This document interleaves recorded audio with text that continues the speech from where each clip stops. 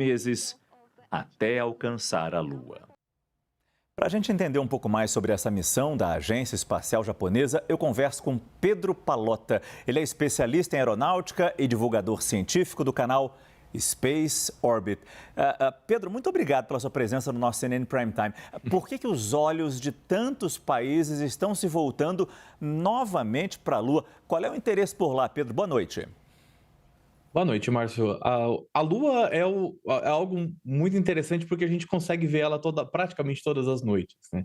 Então, desde o início da nossa espécie, a gente cultua a Lua como um astro que a gente gostaria de saber o que tem lá. Então, nos últimos anos, começou uma nova corrida espacial, principalmente entre os Estados Unidos e a China, com o objetivo de chegar na Lua, né? Hoje a missão é do Japão, mas o Japão integra um grupo junto com os Estados Unidos, dentro das missões Artemis, que tem o objetivo de colocar seres humanos na Lua depois de mais de 50 anos. Então essa missão de hoje é um passo para aumentar o conhecimento e ter o que a gente chama de herança, né, de voo, legado de voo, para conseguir fazer esse tipo de missão. Não é fácil pousar na Lua, não tem atmosfera, você depende apenas dos propulsores para conseguir fazer isso. E você tem um solo que é muito irregular e muito homogêneo. Então é muito difícil você identificar o que é o que no solo. Então hoje você utiliza, muitas empresas e agências utilizam algoritmos, né, inteligência artificial mesmo, para identificar os melhores locais de pouso. E isso tudo é vamos dizer assim, como se fosse uma grande orquestra. E isso, qualquer erro pode causar uma perda dessa missão. E a Então, própria... hoje não perdeu... Não, desculpa te cortar, Pedro. E a própria Agência Espacial Japonesa prevê que hoje foi um robozinho, depois vão ser construções feitas ali, ônibus levando as pessoas na Lua e, claro, dali missão base para novas missões mais para longe. Agora te pergunto uma coisa, Pedro. O pouso foi suave, chegou com precisão na região que os japoneses queriam a nave ali, mas como a gente mostrou na reportagem, os painéis solares, eles não se abriram. Esses painéis solares que gerariam energia para o robô funcionar, eles não funcionaram. Não é preciso ser cientista espacial, especialista como você, para ver o tamanho desse problema. As baterias vão acabar daqui a pouco. Eles ainda não têm certeza exata do que aconteceu. Inclusive, a gente teve um susto, né, durante o pouso, porque ele parou de se comunicar. A gente não tinha certeza se ele tinha tombado ou não. E aí, até a primeira coisa que a gente viu que foi as baterias começando a perder carga e não subia nessa carga por causa dos painéis solares. Então, a primeira coisa que se pensou foi ele tombou. E ele ele pousou num local inclinado, que já é difícil de pousar.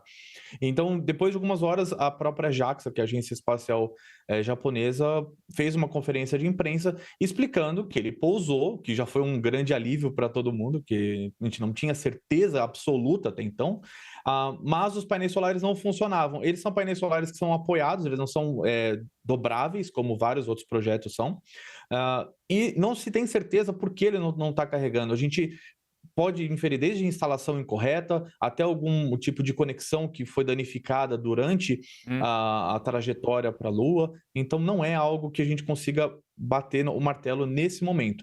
Mas os instrumentos vão continuar ligados, eles desligaram alguns para continuar estendendo a missão o máximo possível, vão durar algumas horas. E enquanto isso, eles vão trabalhar para ver se encontram alguma solução que possa ser feita daqui. Pedro, o destaque dessa missão para mim é aquele robozinho redondinho que a gente mostrou na reportagem e acabou de entrar. Esse aí é impressionante, impossível não lembrar de Star Wars. Você explica como ele funciona para a gente e qual é o objetivo? E ele é muito pequeno, né? Como eu falei na reportagem, um pouquinho maior que uma bola de tênis e consegue andar na Lua.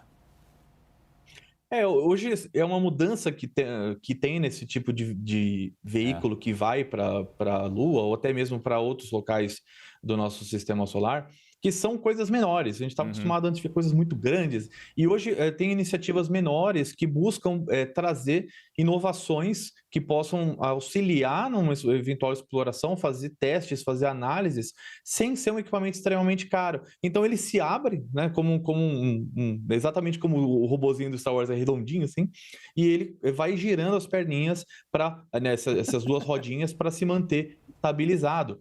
Então, ele vai durar pouco tempo, mas o interessante é que ele deu certo. A gente ficou sabendo que ele deu certo antes do próprio lander que pousou, porque ele já estava transmitindo informações. Então, às vezes, você pode parar para pensar, mas é uma coisa pequena, não vai servir para tanta coisa, mas às vezes um dado que ele coleta sobre radiação, sobre composição de solo, ajuda os cientistas aqui a entenderem um pouco mais sobre a Lua. A gente entende muito pouco ainda sobre ela. Por mais que a gente veja ela, já tenha pisado, a gente não entende nem do nosso planeta tanto, imagina da Lua quanta coisa não tem para descobrir ainda. Muito bom. Pedro Pallotta, divulgador científico do canal Space Orbit. Muito obrigado pela sua participação no nosso CNN Prime Time. Boa noite, Pedro.